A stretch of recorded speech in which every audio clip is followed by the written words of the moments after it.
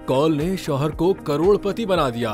जी हाँ, ऐसा उस वक्त हुआ जब अमेरिका में एक शख्स ऑफिस जाते हुए अपना लंच बॉक्स भूल गया, जिसके बाद उसकी बीवी ने उसे फोन करके याद दिलाया कि वो लंच बॉक्स घर भूल गया है और वापस आकर ले जाएं। लेकिन टाइम की कमी की वजह से उस शख्स ने घर जाने के बजाय करीबी ग्रोसरी स्टोर से लंच के साथ मिलीनियर बॉक्स भी खरीदा और जब उसको स्क्रैच किया तो वो $3 मिलियन यानी तकरीबन 84 करोड़ रुपए पाकिस्तानी जीत चुका था।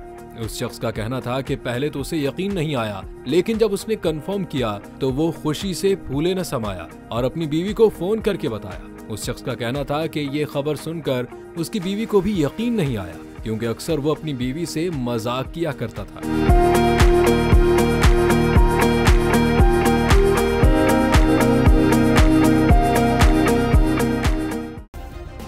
सब्सक्राइब करें और बेल दबाएं ताकि कोई खबर रह न जाए।